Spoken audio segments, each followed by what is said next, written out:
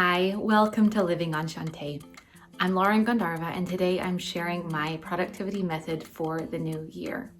I am definitely one of those type A women who loves to plan and have resolutions and a beautiful year ahead, but I've noticed over the past many years that our culture has just vacillated wildly on women's productivity. There's this whole lean in, do it all message, and then the opposite of that is this do less, rest, do nothing method. Neither of those really work for me, and so over the past several years I've been moving more gradually towards what I'm now calling sovereign productivity. This is my method for 2026. So instead of trying to do it all and be perfect at everything, or doing nothing and just hoping for the best, I am doing more of what I actually want to do instead of cutting back, which is what I've absolutely done in past years. This is the year that I'm adding more of what I love and what I want to do with my life. In other words, I am doing it all, but only what is absolutely luxurious, aligned, meaningful, and refined, and exquisitely who I already am. This is a way of planning built on taste, intuition, and quiet authority. So if you're ready to start curating your life instead of just managing it, this video is definitely for you. To some, this might sound like a really arrogant concept of being a feminine mastermind, but if you're a type A woman like me who actually wants to enjoy her life instead of doing what everyone around her is doing and then suffering for it, stay tuned because I think you are going to get this entirely.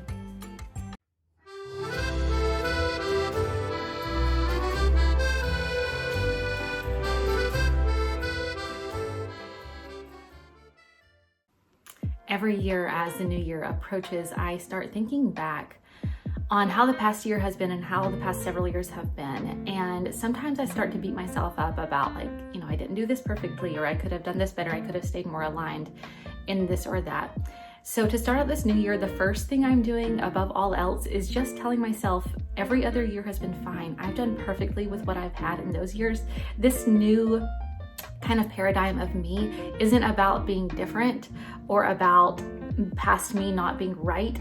It's just about the journey and about the new year having embraced the wisdom that I've gotten through every season of life, always moving forward, always learning something new, and more than that, shape-shifting and allowing myself to adapt to what I need that year. This is a year full of just feeling aligned, chic, luxuriant, and sovereign, and that I can do whatever I want and I can do it all.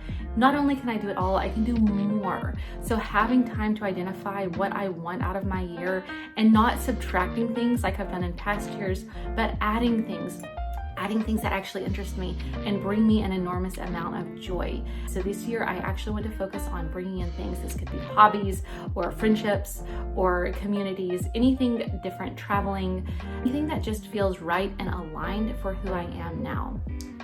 Sovereign productivity is all about being chic, luxuriant, selective, and commanded with your time. You are truly a female mastermind if you're putting time at all into planning for your year ahead. I'm sure that you have lots of different pieces of life that you're juggling as well. So seeing how you can be more selective with what you bring into your life and selective with what you take out is really the key that brings it all together for the new year. This year with this system, I'm really just interested in expressing who I already am in my fullest capacity. I am just optimizing my life for things that already are so much who I am: taste, refinement, authority, pleasure, and connectedness. In this new season, one of the big bedrock assumptions is that I am already enough. I am already so productive, and if you're not sure if you believe this about yourself, take some time to just write down proofs. Take some time to write down things that you have accomplished over the past few years so that you can really give yourself that permission to just be who you are this year and not feel like you have to hustle or feel burnt out. I am already capable. I have already proven enough. So the new system is not here to prove anything more. It's just to be really clear and refined on who I already am. It's here to reflect my taste, my intuition, and my authority. To give you a little bit of background on me and why I'm feeling this specific way right now and why I feel totally authoritative in who I am, I have a 16-month-old baby who is very sweet and precious. And I do feel like I'm kind of coming out of that new baby period again and really just reclaiming that feeling of being in charge of my life again. And I know that's what it is because he's not my first, he's my third. So I have a 16-month-old, I have an almost 4-year-old, and then I also have a 12-year-old who I homeschool. So I have been a mom for a long time, and I, in the meantime, have also run a small business. I've had so many creative projects. I've done so many amazing things for myself. I am extremely domestic. I'm the classic domestic housewife. I love to make foods at home and do homemade baking from scratch and clean my house and do all kinds of little charming things like that.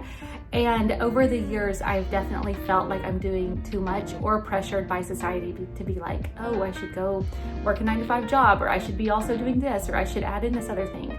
But now there has definitely been just a feeling of settling after having a third child. It's given me almost this radical permission in this really unexpected way that I'm good. I can do whatever. I have already created human beings. I really don't think I need to do anything further than that. Anything after that is just icing on the cake of my life. So it's just given me this permission to settle into my own skin and feel extremely confident in who I am and in what I've achieved. And I'm not saying that in a pompous way, because I mean, there are obviously lots of people who, you know, societally have achieved way more than I have. But it's just about knowing and having this sense of confidence and poise about what I've done in my life, and that I am now at a place of authority and completely myself. I'm no longer kind of waiting around for other people's permission, because I don't know if you feel this way too, but permission never really comes from other people. You might get little highs of validation or affirmation now and then, but overall, you're the only one who can give yourself permission to be completely yourself. No one will ever do it, because everyone else is on their own journey. And some people are also going to become themselves, and some people sadly are going to be stuck in the mud forever of just listening to other people's inputs and just listening to the way that the world wants them to be. It just feels like it's a time for me to really refocus and refine who I am as a mother, because that's not changing. I am 100% mom 100% of the time, but I don't have to be mom when I'm with my kids and then someone else when I have the occasional time off. I want to be fully myself when I am with my kids. I want them to know the full me. I'm gonna be me no matter what, no matter who I see during my day, no matter what circumstances come along in my life. I just want to feel like I'm completely affirmed in who I am, and giving that affirmation to myself is the best holiday gift that I have given myself this year. So with that in mind, I have created 5 tools that I'm going to be using throughout the year just to stay aligned. My biggest goal for the year is just to feel like myself every day, to stay on track of who I actually am and what brings me joy and what helps me feel connected to everyone around me, and to all of the real life tasks that I do have to do as a mother and a wife and a creator. So I'm going to share those 5 items with you as tools to go through a year of feminine and sovereign productivity. So number 1 is selectivity is my primary productivity tool. In other words, my primary objective is to just be very selective on what I spend my time and energy on. I want to do the things that I want to do, and I want to do the things that I have to do really well. And anything besides that, I am just going to kind of let fall by the wayside, whether that's communities or friendships that aren't fulfilling for anyone anymore, or projects that I no longer care about, or even expectations around me that I just have no wish at all of fulfilling. If it doesn't feel creme de la creme, and if it doesn't feel nourishing in all ways to my presence, then I'm simply not here for it anymore. This one shift alone has so much momentum for me, more than any to-do list ever could, and I just feel so settled and excited about this. I think that discernment is something that all women of taste and refinement really have to polish.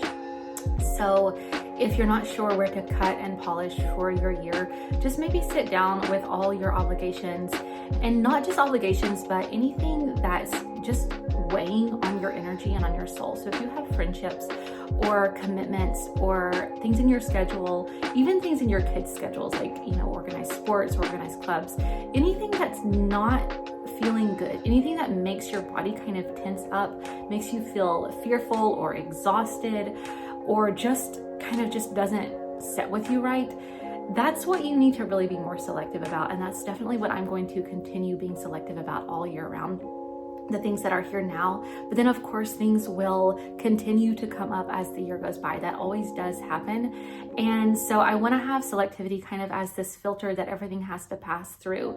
If opportunities come up in the year, they're either going to come into the selectivity of, no, that doesn't feel right in my body at all, I'm not doing it, or yes, this feels absolutely over the top amazing to me. I can't wait to try this. I can't wait to do this thing that I already absolutely love, or this thing that I've never done before, but that just already brings me this sense of giddiness and joy, whether that's traveling or a new hobby or a new activity or a new friendship or community, whatever it is. I want to be able to say a valid, complete yes to those things. And I want the selectivity that I have said no to these things to just open up an enormous amount of white space, so that when these opportunities come up, I can say yes and know that I have time for those things, and know that I have the energy and the bandwidth to really commit in a way that makes me feel fabulous.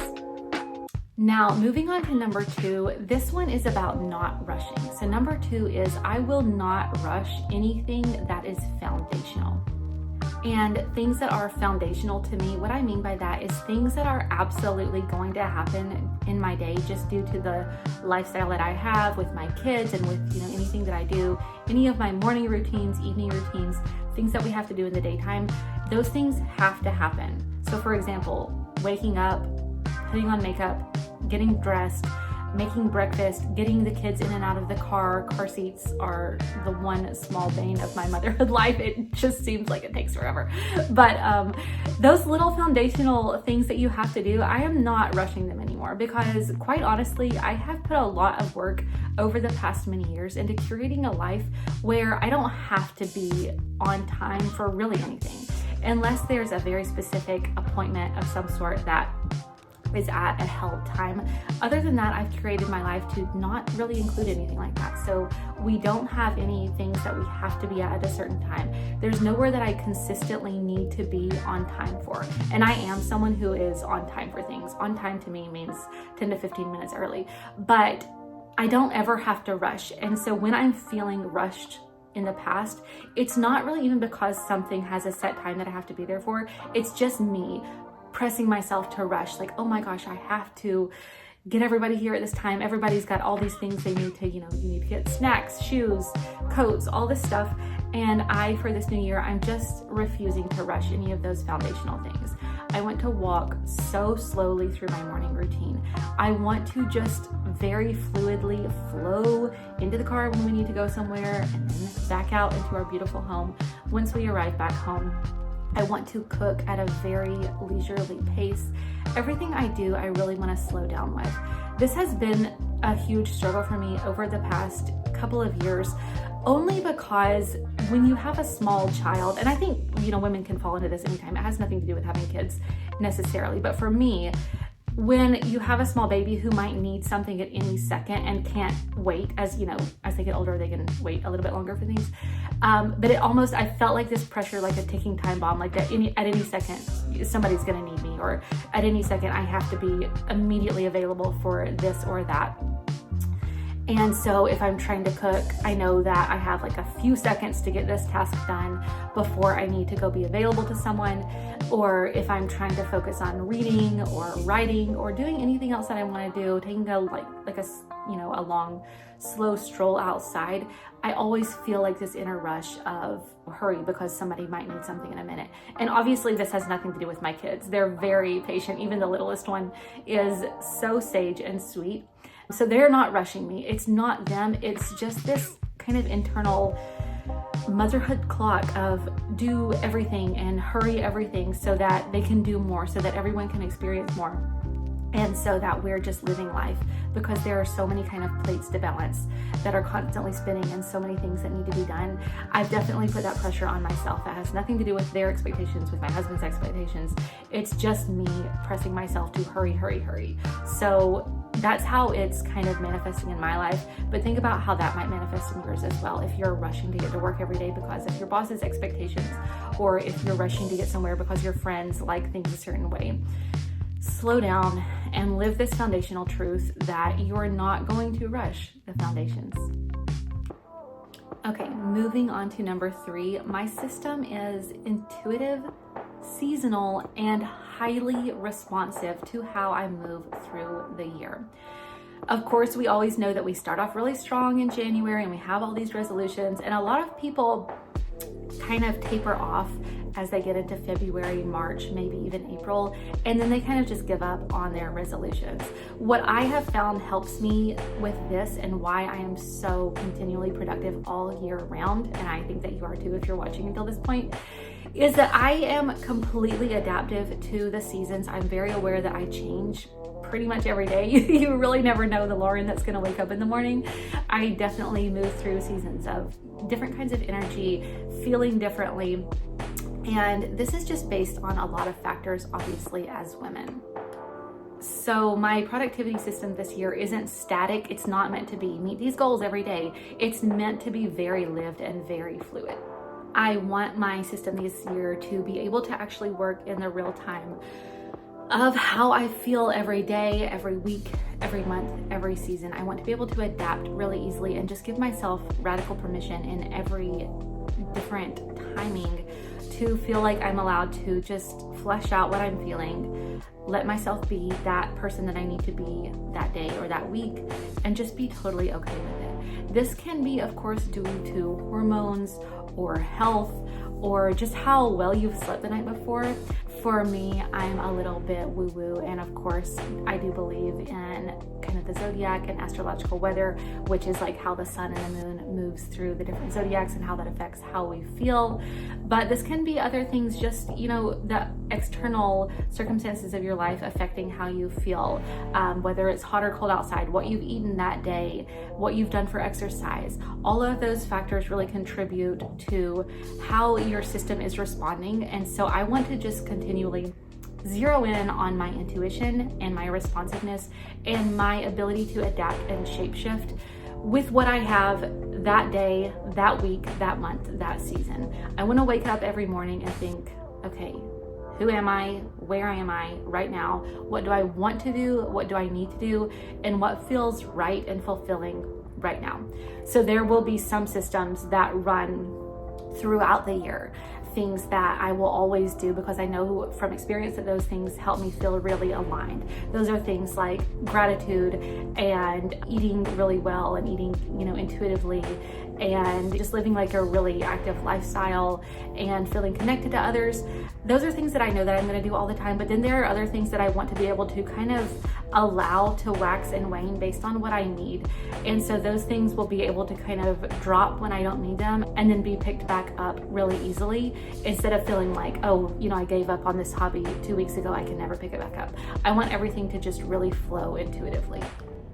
And that can be a really hard paradigm to adapt to, because in a lot of perspective of the culture, that would just be seen as inconsistency and being flaky and being too all over the place. I have definitely in my lifetime been accused many times of being too all over the place.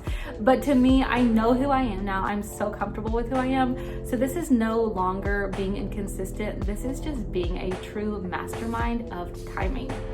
Okay, moving on to number 4, my 4th tool for the year is that I will always refine upward instead of cutting back. When I have felt overwhelmed in past years, what I have constantly tended to do is to kind of have an audit of what I'm doing and then cut away things that aren't feeling right. And that is such a useful tool, and I think that everyone needs to go through that. It's definitely an initiation phase of being able to cut out what's not working for us. And that is such a beautiful tool of refinement. However, I feel like I've mastered that by now. I feel like I am really good at saying no to commitments or saying no to relationships or people that aren't on the same page as me energetically. But this year, instead of focusing on that cutting, I'm focusing on adding. So refinement for me this year means doing more and adding in things, and then allowing anything that's not working to kind of naturally be cut out instead of me feeling like I have to do it myself. So that might look like if I get a few weeks into the year, a few months into the year, and something's not going right, I'm going to look for what will feel good to come in. That might be a new form of exercise, a new group that I'm gonna join, a book club or a women's group of some type, or whatever it is, and seeing what I wanna add in. This could be traveling with my family, or doing a new trip that we've never done before, or even just going somewhere with my kids that's not part of our typical daily and weekly routine. Because we homeschool, we're home a lot, we have kind of set rhythms to just keep life working. So I want to just make sure that I'm really paying attention to opportunities where I can add in more and allow that joy to kind of naturally infuse my life for that sense of refining upward, instead of feeling like I have to just keep things nice and tidily like controlled. So I just want to refine upwards, see what can be opened up and what has space to come in. And then I'm going to really trust the process. I keep hearing this phrase, trust the process, trust the process. It's just stuck in my head right now. And so with this, I just want to really trust the process, that when I say yes to things that I want to do, and when I follow the bliss of my heart and allow myself to say yes to those things, the things that aren't feeling good won't matter as much. They'll kind of naturally just fade away, or they won't take up as much energy, because my energy will be so full with what's actually making me happy. Basically, at the end of the year, I want it to feel like my life is really full, but only in the most luxurious way. I don't want it to feel cut, or I don't want it to feel crowded, or I don't want to feel overwhelmed. I just want to feel like my life is perfectly curated in a way that brings me a ton of happiness and joy. So that brings us to my fifth and final tool of the year. And this is that composure and poise are my highest discipline. I want to set up my productivity for the year in a way where composure and poise are really the defining characteristic of how I handle anything that is incoming. We can set all the goals we want for the year, but the hard truth is that things will come at us that are totally out of our control. So my tool for this is to really just stay poised and composed. And the best way that I've found to do this is just to really pause. So when something unexpected comes my way, I have learned to not react and not stress or worry. I used to be so worry ridden. I was just anxious all the time, just like going through life, hoping none of the dodgeballs hit me. Now, I can't believe I'm saying this, but I really hardly ever worry about anything anymore. And that's just something that comes with taking year by year and getting to know yourself better. I just don't worry about things anymore. If something comes my way, it provokes a response in me. I know, yes, I have to handle this. Yes, this feels like a big deal, or it is a big deal, but panicking isn't going to help anything. Worrying at night, not sleeping because of it, isn't going to help anything as well. So having this pause of giving myself at least a few minutes for a small issue, but up to a few days, even a few weeks for bigger issues, just let it be, pause, have that composure to collect your thoughts and get the support of your friends and family, get the information that you need to tackle the new problem or the new issue or the new thing that you're experiencing, and then just move through it with that grace and fluidity. You can stay poised and composed. You don't need to fall to pieces. I have learned this lesson the hard way many times over by just constantly going to stress and overreactivity, and it always works out in the end. Whatever it is, it's just, it works out or it doesn't, and either way, there's really nothing you can do about it. So staying composed is my gift to myself, just taking that moment to think how I want to handle this. Now this, going back to those kind of foundations that I was talking about how I'm not going to rush through my foundational things, this can be for really huge things, obviously, when big news comes up or when, difficult situations arise. This can also be for really routine tasks that happen during your day. Keeping composure in those moments for me really has created a life that feels effortlessly chic. If, the water heater breaks, or if your child spills a big glass of chocolate milk on the floor, instead of rushing and doing, take a breath and think for even just a split second about how you want to handle it, and then handle it, instead of just manically going into the chaos of, oh my gosh, this throws a wrench in my day and what am I gonna do now? Taking a minute to just think through how you're going to handle that thing allows you to then handle it in the way that you have become yourself and handle it in a way that you want to handle it. And then you'll feel so much more satisfied when you go to bed that night thinking, yes, I showed up as myself today. I was not overtaken by the chaos of anything that happened to me. Crazy things happened, but I reacted to it as I wanted to. And I am fully myself in regulation mode or in chaos mode. Composure really gives you that gift of being yourself in the whole spectrum of human experience. So that's my last item, and I'm just really excited to gift myself that. It's something that I've gifted myself for a long time and something that I've worked on for several years now, but being really intentional about making that part of my kind of yearly productivity toolkit is something that I'm just happy for this year. I just want to really manage that energy so that I don't feel like I have to freak out about anything. And honestly, I've been through so much. I've had life-threatening illness during my pregnancies, and we've had to replace our roof, we've had to replace our water heater this past year, we had to get a new mattress, all of these high-ticket items that can tend to bring a lot of stress because we had to repair our garage door when I was like 2 weeks away from giving birth to our third child. All these little things can feel like so much. They do cost a lot of money, they do cost a lot of time, and a lot of phone calls and all these things you have to manage, all this stuff that's going on. But I feel like I've been through enough of it already that I could just breathe, and yes, those things will continue to happen, but that's life. And quite frankly, I'm really thankful that that's a part of my life, because that means that I've curated a beautiful home and a beautiful family and a life that is really living. So keeping my composure, not worrying, and not allowing any anxiety from outside influences to creep in, I just can't think of any better way to go into the new year. So I hope you enjoyed this video. I hope that it has inspired you to think about how you want to approach your new year. And I hope that you will just think about how you can do more of what you want, less of what you don't want, and just continue to live a life of refinement, poise, authority, and being the complete feminine mastermind that you already are.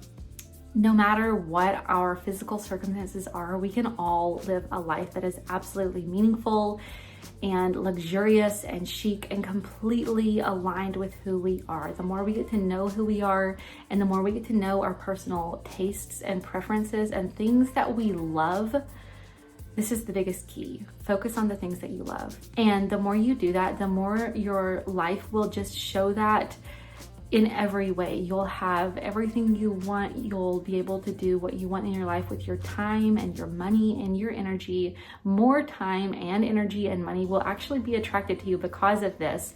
And I think that's the best way to approach productivity this year. If this video resonated with you, I hope that you know that this new year will meet you in full style. I would love to invite you to subscribe to my channel to continue this journey with me, and thank you so much for joining me today on Living on Shantae, where we always keep things charming, tasteful, and a little bit grand. I'll see you next week.